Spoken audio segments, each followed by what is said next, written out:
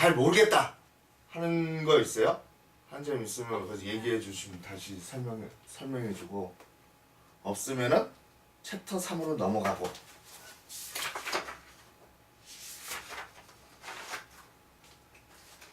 챕터 3으로 넘어가도 될까요? 네. 오케이. 근데 왜 지금 지금 한 명뿐이 김선민 학생뿐이 안 들어왔네. 잠깐만 기다려. 잠깐만. 네.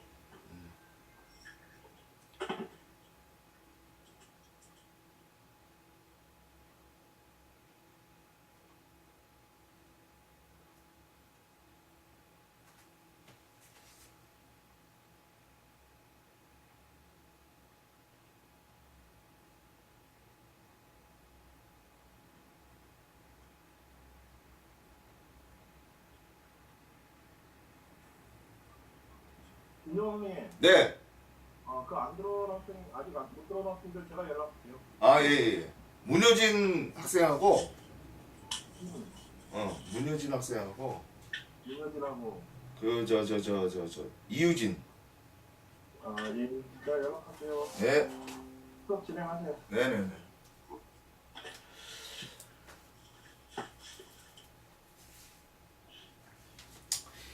(26페이지) 보면 오늘 할 거는 뭐냐면은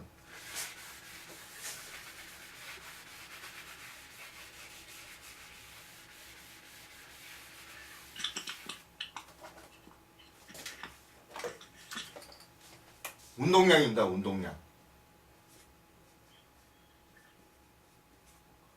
운동량과 그리고 운동량의 보존 그리고 충격량.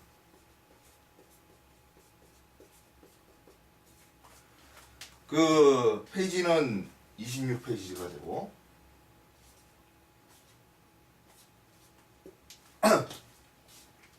먼저 그 교과 개념 이해부터 간단하게 해보면은 운동량은 운동하고 있는 어떤 물체의 질량과 그리고 속도에 비례하는 어떤 양을 얘기합니다.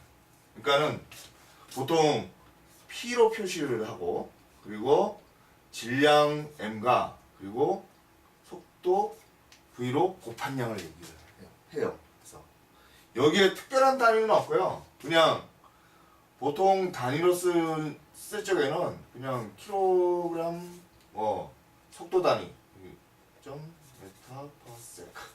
로 쓰기도 하고, 그 보통 문제에서 그 풀 적에는 여기 이제 단위 같은 경우는 생략을 하는 경우가 많습니다. 그래서 생략을 하고, 그리고 이거는 실제로는 처음에는 운동량 정의는 예전에 그러니까는 물체의 무게라든지 아니면은 속도라는 개념이 이렇게 나올 때부터, 그러니까는 그 뉴턴 이전부터 이렇게 그 운동량 자체를 중요하게 여겨서 사용을 했고요. 실제로 처음 얘기한 거는 뭐 데카르트 이런 사람들이 먼저 사용을 했습니다. 그래서 나중에 뉴턴이 힘에 대한 어떤 개념을 이용을 해서 그 운동량을 좀 더 정확하게 정의를 하게 된 거죠. 일단 우리가 이제 관성의 법칙 알죠? 관성의 법칙. 뉴턴 1법칙, 관성의 법칙은 뭐예요? 1법칙. 1.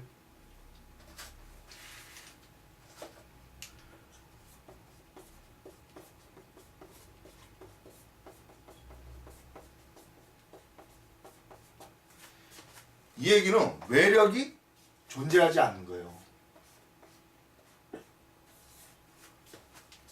물체에 작용하는 어떤 외력이 존재하지 않는 것을 의미를 하고 있다. 관성의 법칙은. 근데 이거를 이제 요거를 들여다보면 어떻게 돼 있어요? 그 M 그리고 가속도를 dt dv로 쓸 수 있죠. 그렇죠? 요 힘을 이거를 다시 쓰면 어떻게 돼요? dt 이렇게 쓸 수 있다고. 외력이 존재하지는 않으면. 이 얘기는 뭐예요? 이 얘기는 MV는 항상 상수가 된다 이 얘기. 이 얘기는 뭐예요? 이거는 시간에 따라서 시간이 1초가 됐던 2초가 됐던 3초가 됐던 아니면 10초가 됐던 간에 항상 어떻게 돼요? 물체의 질량하고 속도를 곱한 값이 항상 일정하다는 얘기를 하고 있어요. 외력이 존재를 하지 않는다. 그래서 기본적으로 충돌을 후에 뭐 충돌 과정이라든지 아니면 얘가 속도 변화 과정이라든지 이럴 때도 운동량이 보존이 되지만은 실제로 전체적인 어떤 개의 어떤 외부에서 가해지는 힘이 없다면은 이 얘기는 보면은 물체의 상태를 어떻게 현재 상태를 계속적으로 유지한다는 것을 의미하고 있다. 그래서 이게 보면은 실제로는 대표적인 어떤 보존 법칙의 하나가 되는 거죠. 제일 우선적으로. 보통 운동량 보존 법칙은 어떤 경우라든지 다 성립이 된다. 에너지 보존 법칙은 성립이 되지 않는 경우도 있어요. 그렇지만 운동량 보존 법칙은 항상 성립이 됩니다. 그리고 두 번째, 밑에 보면은 충격량이 나와 있죠. 충격량이 나와 있고 그림에 물체에 작용하는 힘과 작용하는 시간의 곱으로 나타나 있고 그 충격량은 보통 I로 표시되며 힘에다가 시간을 곱한 양을 충격량이라고 합니다. 그래서 단위는 뉴턴 세크를 의미하게 됩니다. 이 얘기는 어떤 짧은 시간 또는 긴 시간 동안 힘이 얼마만큼 가해졌는가를 이렇게 판단하는 어떤 물리량을 의미합니다. 그래서 첫 번째 그림 같은 경우는 어떻게 돼요? 첫 번째 힘이 일정한 경우에는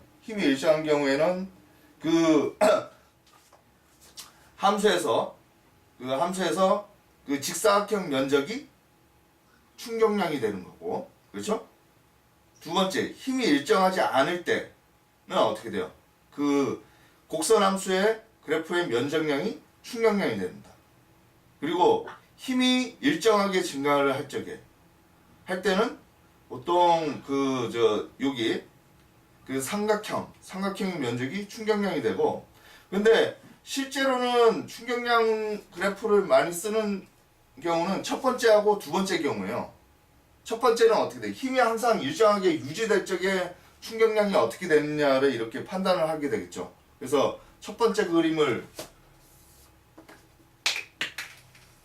많이 쓰고 여기 힘 F, 이게 시간. 두 번째 그림의 경우에는 힘이 일정하지 않은 경우는 어떻게 돼요? 이런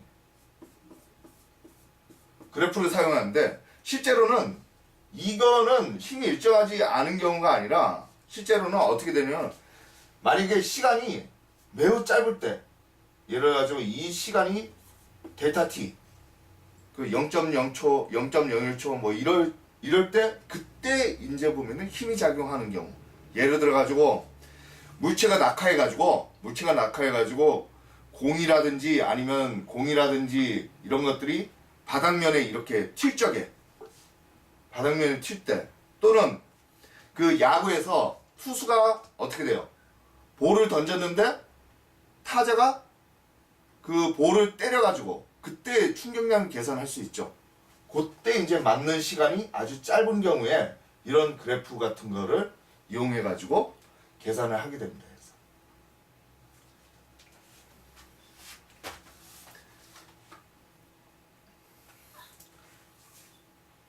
그리고 27페이지 보면은 충격량과 운동량의 관계 이렇게 돼 있죠. 충격량과 운동량의 관계. 그래서 그러면은 충격량하고 운동량하고 어떤 관계가 있냐 이렇게 됩니다.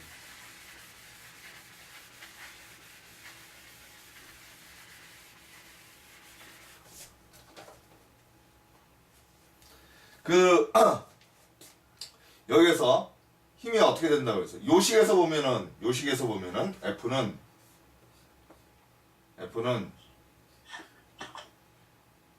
M dt dv 이렇게 되죠. 이 얘기는 뭐예요? 이 얘기를 좀 다르게 쓰면은 어떻게 쓸 수 있어요? M 예를 가지고 초기 속도 또는 나중 속도, 초기 속도하고 나중 속도 개념을 쓰게 되면 어떻게 돼요? 나중 속도 V에서 처음 속도 V0를 뺀 값. 이런 것들을 생각을 해보면은 그때 이제 보는 시간이 요 T만큼 이렇게 걸렸다 하면은 이걸 다시 쓰면 어떻게 돼요? 이거는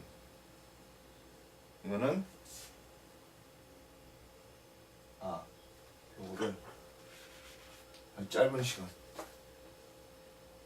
델타 t 그러면은 이거를 f에다가 델타 t를 곱해주면은 어떻게 돼요? mv에서 처음에 운동량을 빼준 값하고 같게 되는 거죠. 그렇죠? 결국 이게 뭐야? 그래서 충격량이란 뭐예요? 충격량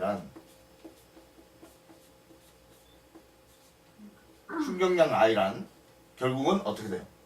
이게 운동량의 변화량하고 같구나. 이걸 알 수 있습니다. 충격량이란 운동량의 변화량이라는 것을 알 수가 있어요. 여기서.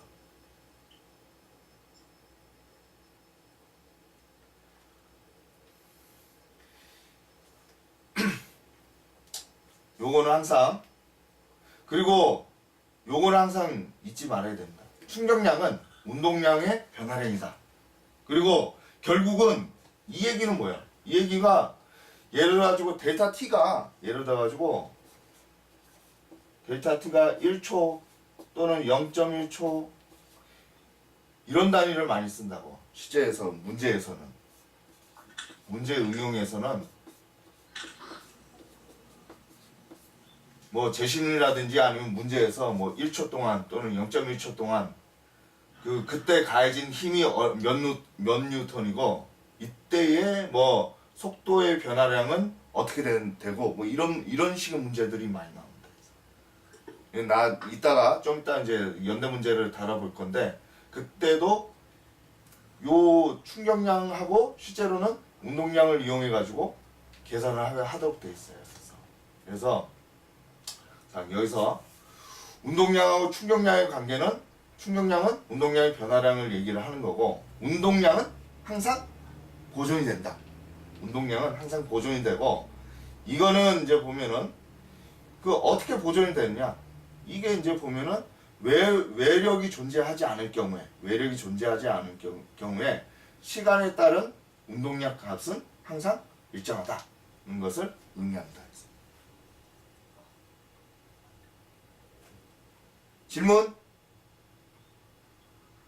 없죠? 네. 오케이.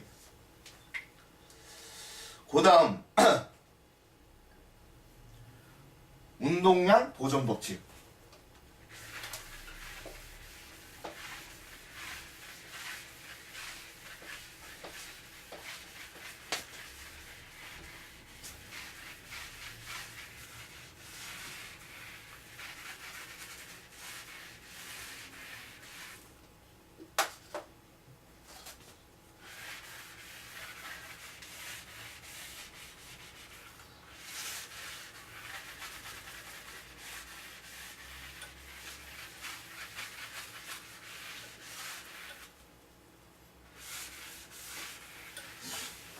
제가 너무 눌렀었나?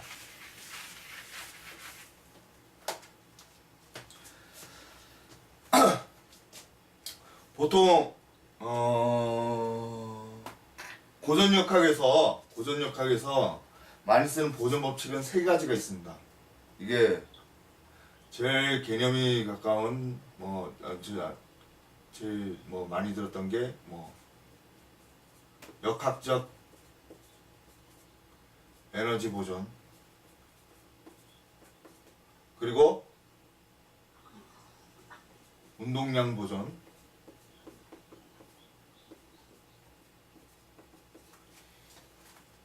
그리고 또 하나는 각 운동량 보존.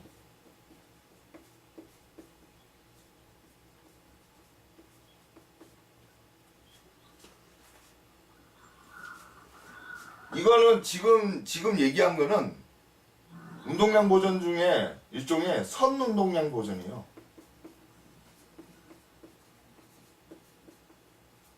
그러니까는 직선 운동을 하는 경우, 직선 운동을 하는 경우에 운동량의 보존에 대해서 얘기를 하는 거고, 각 운동량 보존은 뭐야? 이 경우는 원운동의 경우. 원운동의 경우 각 운동량 보존을 얘기하고 있습니다. 그리고 예전 과정에서는 이게 각 운동량 보존 같은 경우는 이게 교과 과정에 포함이 됐다가 안 됐다가 다시 또 포함이 됐어요. 그래서 근데 알고 있으면 이게 이제 왜 포함이 됐냐면은 돌림 힘 때문에 포함이 됐었고, 그리고 이 가운동량 보존은 이거는 보면은 케플러 2법칙하고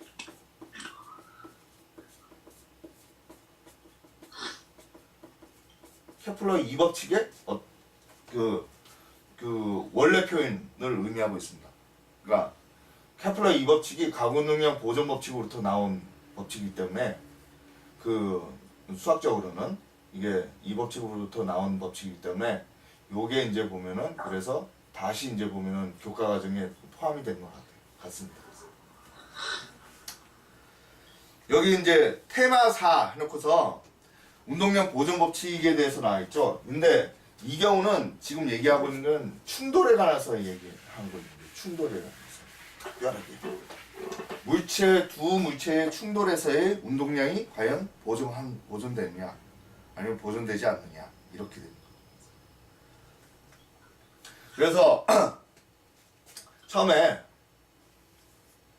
A라는 물체가 얘는 질량은 A가 되고 그리고 속도는 VA라고 합시다.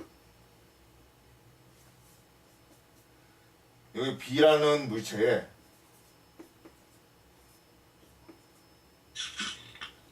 여기 가서 부딪히게 돼요. 근데 얘는 일단은 멈춰져 있어. 얘는 VB는 일단 0이야. 그 다음에 이게 탁 부딪혔어. 그 다음에 어떻게 되냐면은 그랬더니 얘는 MA는 같고 그리고 VA가 V 다시로 이렇게 변해서 속도가 변했어요. 그리고 얘는 처음에 멈췄는데 얘도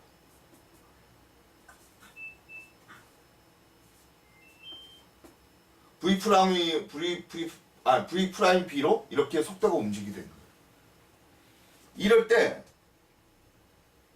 운동량의 변화량이 어떻게 되느냐 이거지.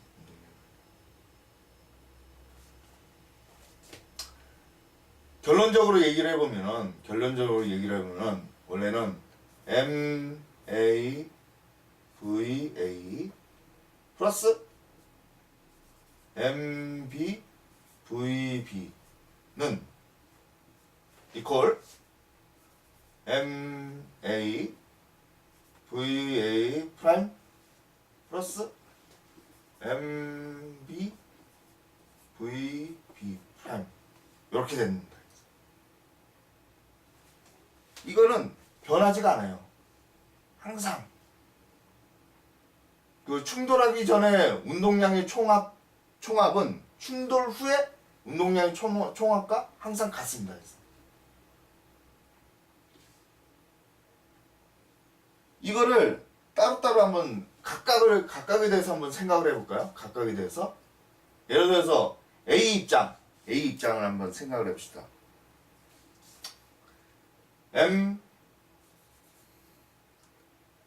A A 물체의 충돌 후에 운동량이 어떻게 돼요? VA 프라임 이렇게 되죠. 여기서 처음 운동량이 어떻게 되죠? 이게 MA VA가 되죠. 그쵸? 그 다음에 이게 뭐랑 같아? 이게 보면은 F 이거 BA 델타 T 요거랑 같습니다. 이 얘기는 뭐냐면은 얘의 운동량 변화는 뭐 때문에 나온 거예요? 얘의 운동량, A의 운동량 변화는 B하고 충돌 때문에 나온 거죠. B하고 충돌 때문에 나온 거기 때문에 어떻게 돼요? B가 A한테 가해준 어떤 힘을 의미합니다. 그래서 B가 A한테 가해준 어떤 힘 때문에 이 운동량의 변화량이 나온 거예요. 시간은 얼마? 델타 T 동안. 그렇죠? 그리고 이와 마찬가지로 B의 경우도 한번 봅시다. MB, VB, 프라임, 마이너스, M,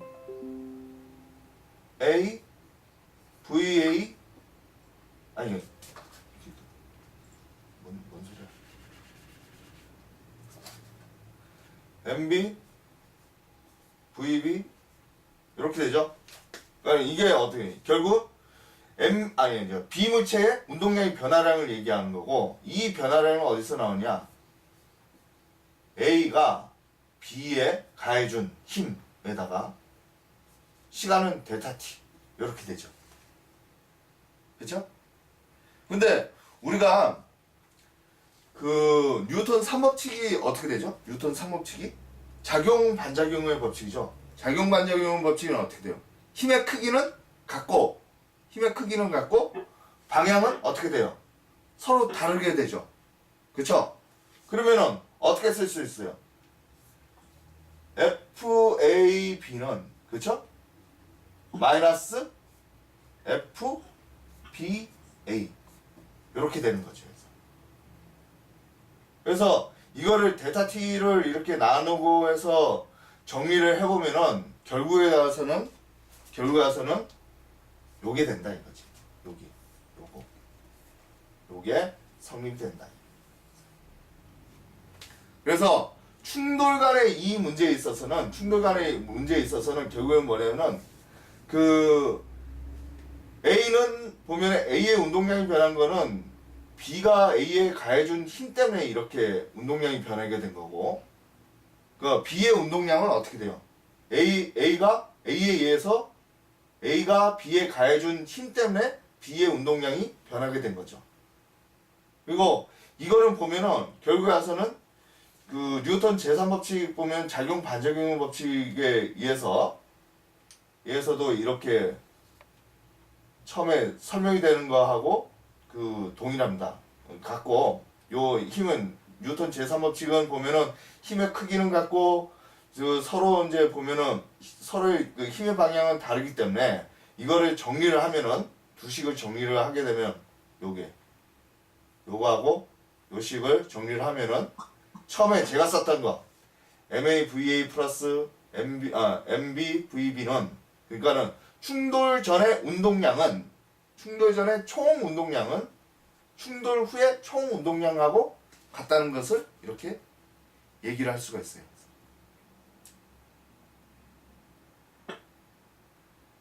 알겠습니까? 네. 근데 여기서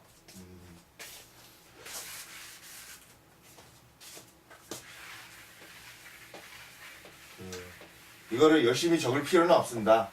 왜냐면은 특별하게 다르게 설명한 거 외에는 대부분은 여기 교재에 이렇게 적혀져 있으니까는 그거를 한 번씩 유도해 보시면 돼요. 그래서 열심히 적을 필요는 없어요. 그리고 충돌, 여러 가지 충돌이 있죠.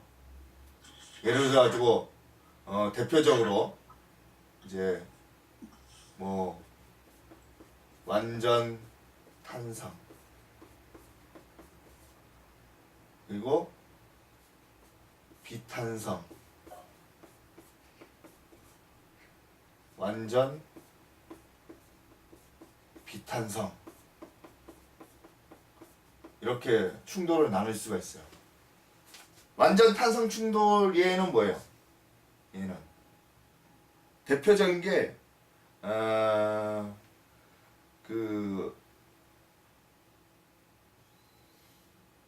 해야 되나?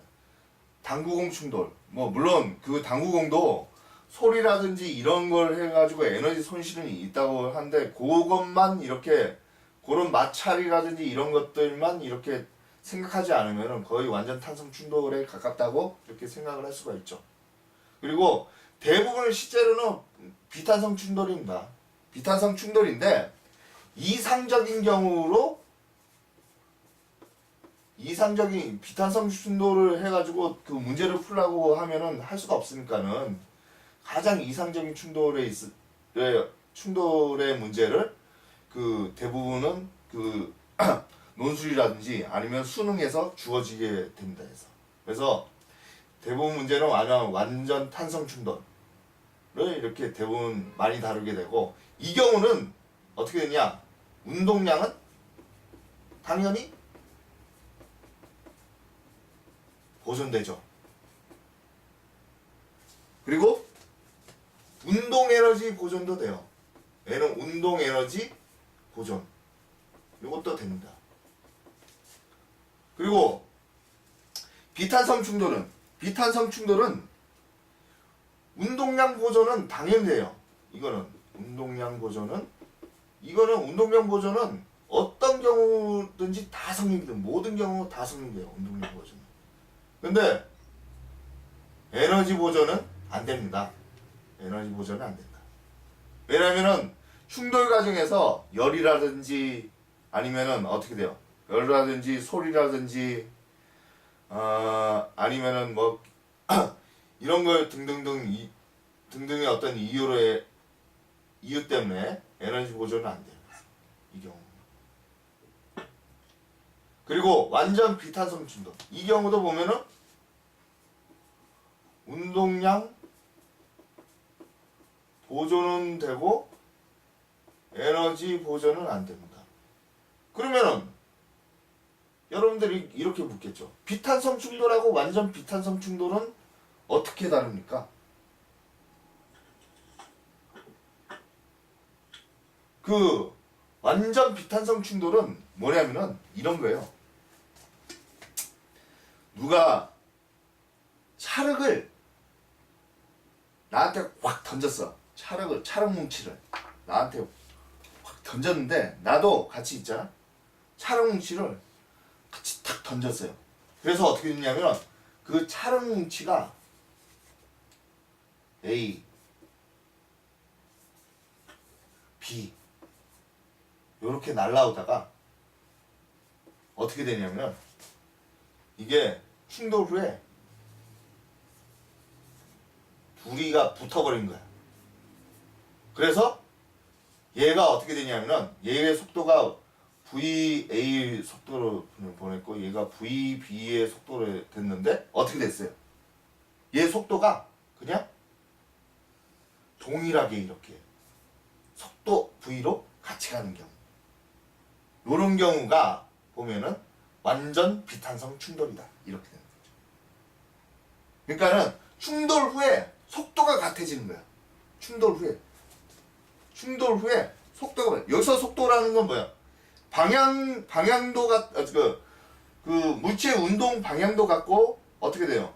물체의 그 운동 속력의 크기도 같다는 것을 의미하는 거예요. 그래서 서로 양방향을 이렇게 딱 던졌지만은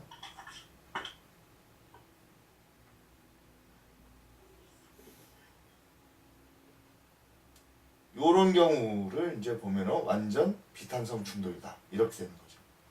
그리고 완전 비탄성 충돌에 이런 것도 있지만은 그 예를 들어 가지고 그 이런 거 있죠. 우주에서 유성이 날라와 가지고 아니면 소행성이 날라와 가지고 그냥 그 폭발 없이 그냥 확 박혀 가지고 같은 속도로 날아간다든지 아니면은 그 한 물체가 있었어요. 한 물체가 있었는데 요게 어떻게 돼? 한 물체가 어떤 속도 v로 이렇게 날아가고 있었어요. 그런데 이게 뭐 때문인지 모르겠는데 쪼개져가지고 한 놈은 A, 한 놈은 B, 한 놈은 C로 해가지고 얘네가 각각 날아가는 거야. 이거 폭발인데 폭발인 경우도 이게 비탄성 충돌로 얘기를 할 수가 있어요. 완전 비탄성 충돌.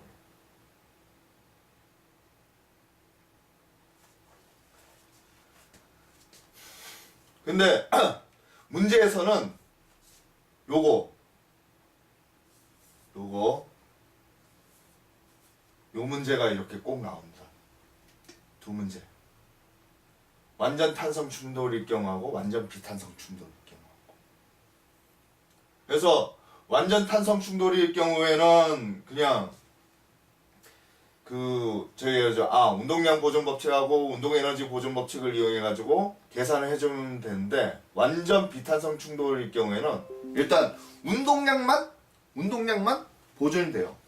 운동량만 보존이 되니까는 이게 문제 푸는 순서가 어떻게 되냐면은, 완전 비탄성 충돌일 경우에는 처음에는 충돌 후에 속도 v 값을 우선 구해야 돼. 뭘로부터? 운동량 보존식부터. 예를 들어 이 경우를 한번 봅시다. 요 경우 어떻게 돼요? 속도 v로 이렇게 날아가죠? 요거의 질량은 어떻게 돼요? 요거는 ma 플러스 mb 이렇게 되죠? 요거의 질량은 충돌 후에 이건 어떻게 돼요? ma가 되고 mb가 되죠. 그쵸? 그러면 어떻게 돼요? 이거를 운동량 보존 법칙이 성립된다고 했으니까는 ma va 플러스 mb vb 이렇게 되죠? 그 다음에 어떻게 돼요? 이게 뭐랑 같다? ma 플러스 mb 속도가 v 이렇게 되죠. 속도 v 구할 수 있죠. v는 그래서 어떻게 돼요? ma 플러스 mb 분의 어떻게 돼요? 여기에 충돌 전에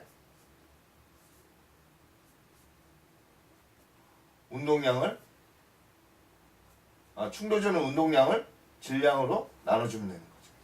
그래서 속도를 구한 다음에 어떻게 돼요? 구하면은 그 다음에 얘 충돌 후에 에너지가 어떻게 되느냐? 이거 가지고 계산을 해주면 됩니다. 이거 가지고 여기 충돌 후에 속도를 가지고.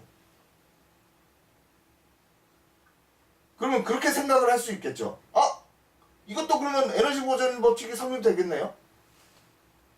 에너지 보존 법칙이 성립이 이건데 이 완전 탄성일 경우하고 계산을 해보면은 차이가 있습니다. 이거. 만약에 MA하고 MB 요 값하고 여기에서는 보면 완전 탄성 충돌일 경우에는 요 충돌 후에 보면은 각각이 가진 어떤 MA하고 이게 완전 탄성 충돌일 경우에는 이게 이제 VA 값을 가지게 되고 얘가 VA 프라임 값을 되고 VB 프라임 값을 갖게 되죠. 실제로는 어떻게 되냐면 얘가 가지는 VA 프라임하고 VB 프라임 요 값보다는 요 V 값이 작게 나요. 그만큼 이제 여기서 이제 충돌 과정에서 손실이 있다는 것을 알 수가 있어요. 이거는 실제로 여러분들이 계산을 한번 해보면은 금방 이제 확인을 할 수가 있습니다. 그래서 요거는 어느 정도 차이가 있는지. 운동 에너지 값하고 원래 운동 에너지 값하고. 그러니까는 요거를 해보면은 실제로는 어떻게 돼요? 이렇게 해보면 되죠. 2분의 1 MA VA 프라임 제곱 2분의 1 MB 프라임 B 프라임 제곱. 그래서 뭘 빼줘요? 2분의 1 MA 프라임 MB 이게 V 값이 얼마라고 했어요? 요거라고 했죠? MA 플러스 MB MA VB MA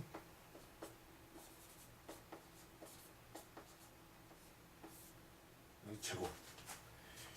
요 값을 이렇게 계산을 보면 실제로는 어떻게 돼요? 요게 이제 딱 0이 안 된다고.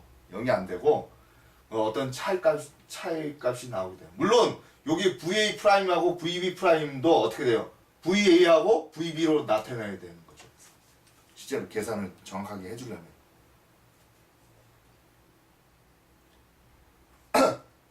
그래서 여기서 제일 중요한 거는 보면은 완전 탄성 충돌일 경우는 운동량 보존하고 에너지 보존이 동시에 성립되고 완전 그 외에 이제 보면은 그 외에 이제 보면은 그 충돌에서는 항상 에너지 보존 법칙 아니 운동량 보존 법칙은 성립되지만은 에너지 보존 법칙은 성립이 되지 않는다. 그리고 완전 비탄성일 경우에 완전 비탄성 충돌일 경우에는 어떻게 돼요? 이게 대표적인 게 충돌 후에 얘가 속도가 같아지는 경우. 속도가 같아지니까 어떻게 돼요? 저 운동량 보존 법칙으로 해 가지고 충돌 후의 속도를 우선 구하고 그 다음에 어떻게 돼요? 그 다음에 그 다른 에너지 보존 법칙이라든지 이런 다른 다른 법칙 다른 거를 이용해 가지고 뭐 에너지를 구한다든지 아니면 얘가 이제 충돌 후에 간 어떤 위치를 구한다든지 이런 것들을 구할 수가 있는데 그 전에 뭘 해냐면 운동량 보존 법칙을 이용해 가지고 속도 V를 우선 구해야 된다. 완전 비탄성 충돌. 오케이. 그리고 또 한 가지. 완전 탄성 충돌에서 운동량 보존하고 운동 에너지 보존 법칙이 성립된다는 게 뭘 의미하냐면은 그 충돌 전후에 물체 AB의 상대 속도가 같다는 거예요. 상대 속도가. 예를 들어 가지고 이게 완전 탄성 충돌일 경우 보면은 얘가 VA로 이렇게 돼 있었어. 그죠? 속도 V로 합시다. VA가 얘가 V로 돼 있었어요. 근데 물체 B는 0이었어요. 그죠? 0이었어요. 얘 상대 속도 크기는 어떻게 돼요? 크기만 생각해보면 한 물체는 멈춰져 있고 한 물체는 어떻게 돼요? 속도가 V죠? 그러면은 얘의 상대 속도의 크기만 보면은 어떻게 돼요? V-0. 그래서 크기는 V가 된다고. 그래서 요 상대 속도의 크기가 어떻게 돼? 항상 완전 탄성 충돌일 경우에도 항상 유지가 된다. 그래서 뭐가 있냐면은 뒤편에 보면은 28페이지 보면은 반발 개수가 나와 있다고. 반발 개수를 특별하게 외울 필요는 없어요. 외울 필요는 없고 근데 이 반발 개수를 보면은 어떻게 되어 있어요? 그 분모에 있는 게 보면 충돌 전에 V1하고 V2의 상대 속도를 얘기를 하는 거고. 그렇죠? 그리고 그 분자에 보면은 분자는 어떻게 돼요? 충돌 후에 V1하고 V2의 물체 1하고 물체 2의 상대 속도의 크기를 얘기를 하는 거죠. 그렇죠? 그래서 결국 이제 보면 2번 보면 충돌 종류와 반발 개수는 보면은 어떻게 돼요?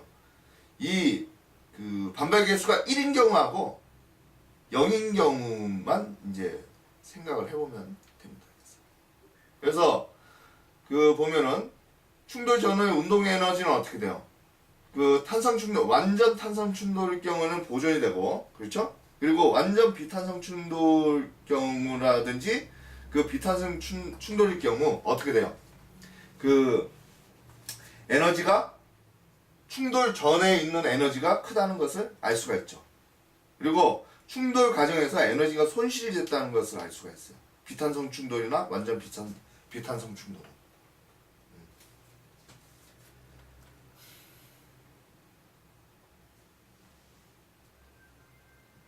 여기까지 잠깐 하고 5분만 쉽시다. 5분만. 그 아까 거 질문이 있어요. 네.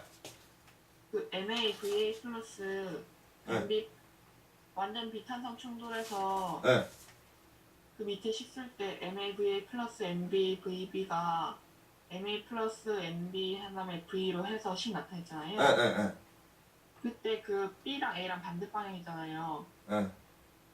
그럼 그 방향은 고려하지 않고 그냥 그 운동량만 갖다 해서 그냥 더하기를 쓰면 되는 거예요? 방향은 고려 안 해도 되고? 아, 방향 고려해야 돼. 이거는 지금 제가 이제 보면은 개념적으로 이렇게 써서 그런데 실제로는 이게 보면은 만약에 1차 운동이라든지 이런 경우에는 이게 보면은 얘가 어떻게 돼요? 같은 방향으로 날아가고 있는데 같은 방향으로 날아가고 있는데 얘가 뒤에 날아오는 놈이 속도가 빨라가지고 그쵸? 같이 이제 붙어가지고 날아가는 경우가 있는 거고 그쵸? 이렇게 충돌을 해가지고 했는데 얘의 운동량이 커서 이제 이렇게 날아갈 경우가 있으니까는 그때는 부호를 정해줘야 될 필요가 있어요. 그때는 한쪽 방향을 어떻게 잡느냐에 따라서 다른 거예요. 한쪽 방향은 플러스 방향을 잡고 한쪽 방향은 마이너스 방향을 잡고 이렇게. 그리고 그 뭐지? 운동 완전 탄성 충돌해서 운동 에너지 보존된다고 했잖아요. 네. 그럼 그 여기에서 말하는 건 전부 다 그 선운동 할 때만 말하는 거예요? 직선 운동. 그렇지. 직선 운동. 운동 에너지가 보존된다는 거? 네. 아. 예를 들어 저 곡선 운동 같은 경우? 아, 이런 포물선 운동 같은 경우 한쪽에도 보존이 되느냐? 네. 아, 보존이 되죠. 보존이 된다고 그래서. 그럼 그 뭐지? 포물선 할 때도 완전 탄성 충돌이 이런 게 있을 수 있어요? 그렇지. 그때는 보면은 봐봐. 그때는 얘기를 잘했어요. 보면은 이럴 때는 어떻게 할 것 같아요? 이럴 때 예를 들어가지고 지금 우리가 한 거는 보면은 간단하게 한 거는 뭐예요? 전부 다 직선상에서 충돌을 의미하고 있어요. 그렇죠? 1차원에서 충돌을 의미하고 있는데 근데 예를 들어가지고 그런 거 안 하고 X축, Y축 이렇게 돼 있어요. 그렇죠? 근데 얘는 예를 들어가지고 얘는 하나 A는 여기 있고 B는 여기 있어가지고 이런 경우 충돌이라든지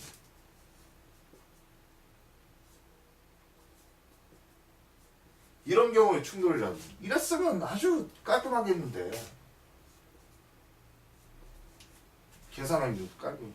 근데 2차원 평면 같은 경우 어떻게 그랬어요? 얘는 예를 들어 당구대에서의 어떤 충돌 같은 걸 생각을 해보면은 얘는 예를 들어가지고 한 놈은 이렇게 가고 있어. 뭐 이게 A 그리고 한 놈은 B는 이렇게 가고 있어. 이 어딘가 이 지점에서 맞겠죠, 그렇죠?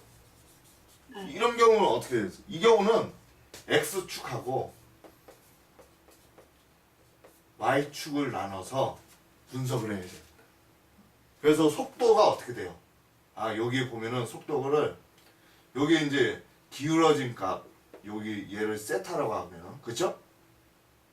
요거하고 요거를 세타 1 요거를 세타 2라고 하면 어떻게 되겠어요? VA는 질량은 뭐 MA, MB가 되겠고 그렇죠? VA는 VX는 어떻게 되겠어요? 원래 V 값에다가 그렇죠? 요쪽으로 가는 속도 그렇죠? 이게 V로 간다고 생각을 해보면 V에다가 어떻게 돼요? 코사인 세타카 그렇죠? VY는 어떻게 돼요? V 사인 세타 이렇게 하면 돼요. 그래서 얘가 막 이렇게 막 곡선상으로 돌아다니다가 맞아도 맞는 순간에 여기 이제 보면 접선의 각도 그런 것을 고려해가 접선의 각도 그렇죠? 만 생각을 해주면은 충돌 과정에서 요게 속도가 어떻게 되고 이거를 알 수가 있는 거죠. 근데 이렇게 나온 거는 그 일반적으로 이걸 해가지고 막 계산해라 이런 건 안 나옵니다. 그래서 왜냐면 계산이 복잡하거든. 그리고 채점하기 귀찮아. 대학 교수들도 안 내고. 근데 저런 경우는 내요. 뭐냐면은 그 현대물리에서 여기에 뭐가 있냐면 전자가 있어요. 전자 일렉트론. 근데 여기에 감마선을 띄워줘. 그쵸? 감마선의 파장이 있을 거 아니에요. 그쵸? 감마선의 파장 F가 돼. 그러면 얘랑 충돌이 되겠죠.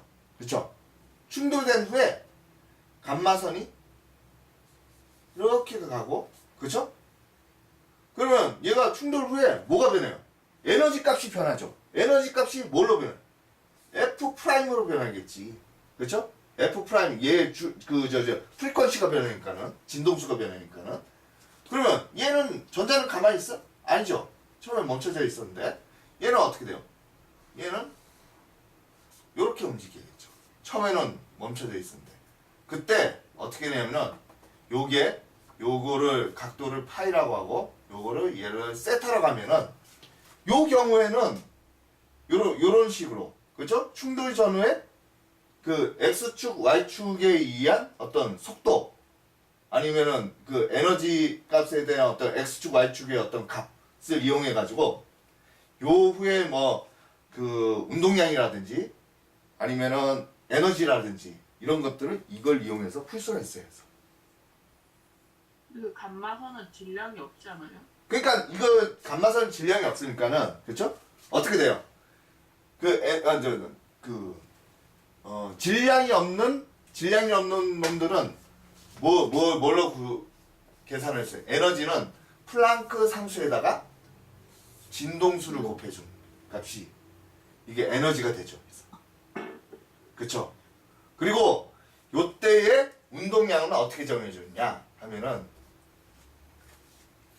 이게 어떻게 돼요? 이게 요거는 HF를 C 값으로 나눠준 값이 이게 운동량이 됩니다. 람다 H 요렇게 요거를 이제 보면 질량이 없는 놈들 특히 질량이 거의 0이라고 생각하는 어떤 그 광자라든지 빛이라든지 아니 감마선 뭐 엑스레이 이런 경우에 에너지라든지 운동량은 이런 식으로 정해집니다. 물론 전자의 운동량 전자나 예를 들어 양성자 중성자 이런 것들은 질량이 있기 때문에 어떻게 돼요? 얘의 운동 에너지는 그냥 2분의 1 mv 제곱 이렇게 되는 거죠. 그쵸?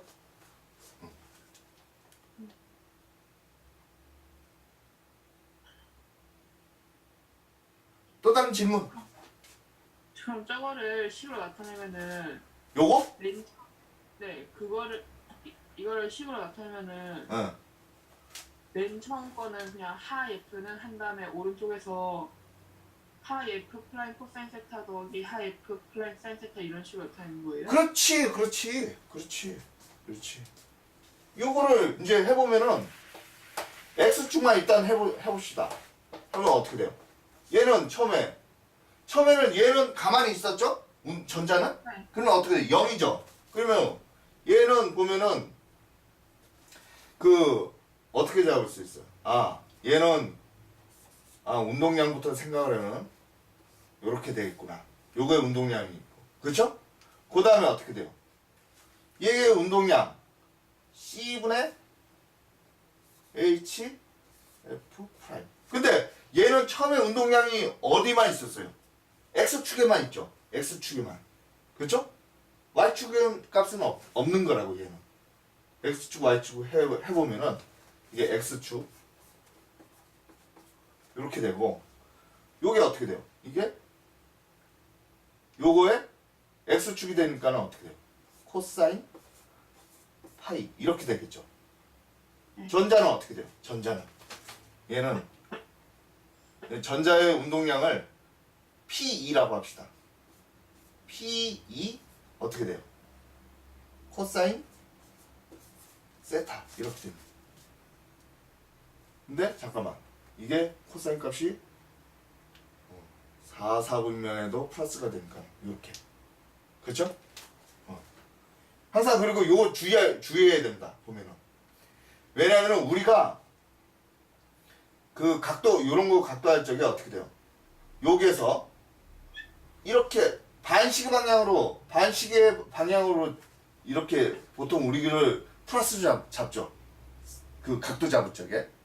근데 만약에 이거는 이렇게 된 경우는 어떻게 잡아야 되냐면은 마이너스 세타로 잡아야 돼요. 마이너스 세타. 실제로는 이렇게 해가지고. 그래서 근데 당연히 코사인 값이 보면은 4, 4분면에서도 어떻게 돼요? 그 플러스기 때문에 요게 이렇게 되는 거죠. 그냥 플러스가. 그러니까 y축은 어떻게 돼요? y축을 하면 얘는 어떻게 돼요? 얘는 처음에는 0이야 0. 운동량이 0. 0이 되고 어떻게 돼요? CHF 프라임 그쵸? 이거는 사인 파이가 되고 그쵸? 마이너스 2 전자의 운동량 코사인은 사인 세타가 되겠죠. 그래서 이렇게 잡으면 돼. 그 에너지도 마찬가지도 다시 x축, y축 이렇게 잡게 되는 거. 알겠습니까? 네. 다른 질문? 없어요. 질문 말로 좋네요. 잠깐 좀 쉽시다. 네. 네.